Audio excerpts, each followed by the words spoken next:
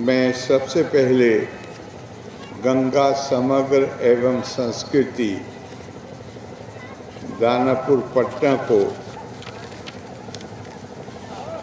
धन्यवाद करना चाहता हूँ कि इस पावन आयोजन में उन्होंने मुझे भी आमंत्रित किया और मैं उनका विशेष आभारी इसलिए भी कि मेरे आग्रह पर उन्होंने इसकी तिथि बदली, क्योंकि कल मैं 14 तारीख को दोपहर में ही जाना है दिल्ली। तो उन्होंने बड़ी कृपा करके इसकी तिथि को एक दिन पहले किया ताकि मैं भी आपके साथ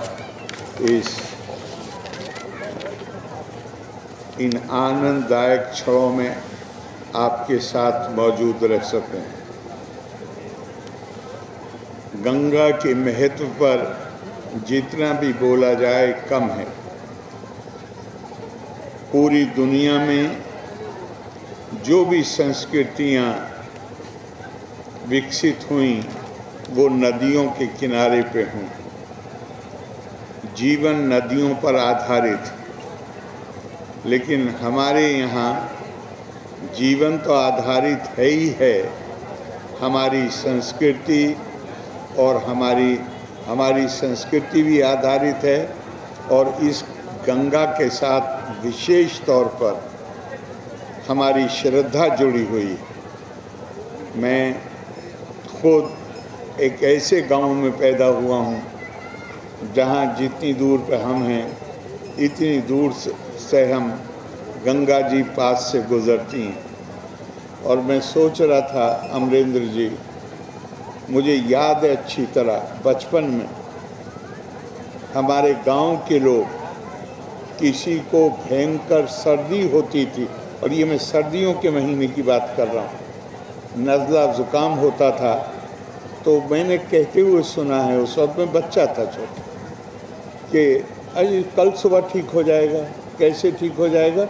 सुबह सूरज निकलने से पहले गंगा में एक डुबकी लगाएंगे और वो ठीक हो जाएगा। अब कोई नहीं कहता ये बात, इसलिए कि इतना प्रदूषण हमने गंगा में किया है। तो जो जिस तरह, खुद सोचिए, जिस तरह हमें अपने घर की सफाई, अपने शरीर की सफाई, तो जो हमारी जीवन दायिनी है उसको हम गंदा करेंगे। और मैं इनको फिर एक बार साधुवाद देता हूँ गंगा समग्र और इसमें लगे हुए सभी महानुभावों को, कि हमारे लिए शायद ये नागरिक के नाते संभव नहीं है कि हम सफाई कर दें, लेकिन हम चेतना पैदा करेंगे और हम ये सुनिश्चित करेंगे कि गंगा में प्रदूषण न पैदा किया जाए।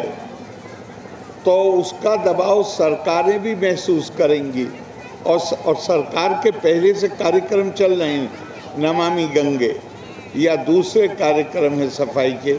लेकिन जब जनता में चेतना पैदा होगी तो सरकारें भी उस काम को ज़्यादा तेज़ी से करेंगी।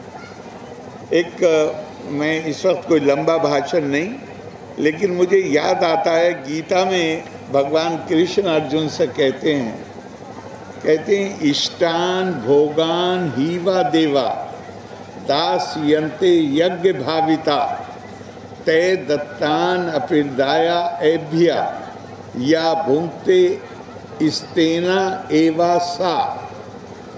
कहते, ध्यान रखिएगा कि यहाँ जो शब्द प्रयोग हुआ है, इष्टान भोगान हीवा देवा, तो गीता के व्याख्याकारों ने देव शब्द की व्याख्या की है कि ये जो परमात्मा ने प्रकृति की जो विभिन्न नेमतें हैं हमारे लिए, जो जिसका हम भोग करते हैं, जिससे हम अपने जीवन को भी चलाते हैं, उसको कहा कि गीता में उसको देवता कहा गया, देव कहा गया।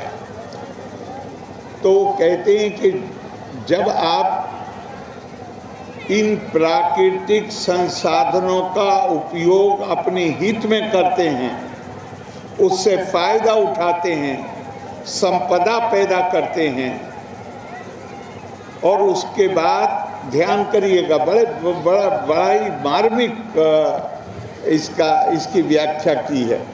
और कहते हैं कि जब इससे प्राप्त संपदा, जब आप उसका भोग करते हैं और उसको दूसरों के साथ शेयर नहीं करते, साझा नहीं करते, तो आपकी हैसियत चोर और लुटेरे से ज़्यादा की नहीं।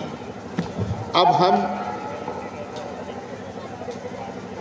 इसका एक मतलब ये भी निकलेगा कि अगर जो हमारी सुखदायिनी, हमारी जीवनदायिनी नदियां हैं, ख़ास तौर से गंगा, अगर हम इनसे केवल फ़ायदा उठाते हैं और इनकी निर्मलता और अविरलता को सुरक्षित रखने के लिए हम अपनी जिम्मेदारी अदा नहीं करते, तो फिर हम भी उसी तरह पुकारे जाएंगे। तो आप ये चेतना पैदा करने का काम कर रहे हैं, मैं आपको बहुत बहुत धन्यवाद देता हूँ। जो लोग यहाँ आए हैं इस कार्यक्रम में भाग लेने के लिए, उनको बहुत धन्यवाद, उनका अभिवादन। और मुझे पक्का विश्वास है कि ऐसे आयोजनों के माध्यम से केवल दानापुर में नहीं बल्कि पूरे देश में हम एक नई चेतना पैदा करेंगे और अपनी इस धरोहर को सुरक्षित रखने में सफल होंगे। लोका समस्ता सुखिनो भवन्तु। धन्यवाद। जय हिंद।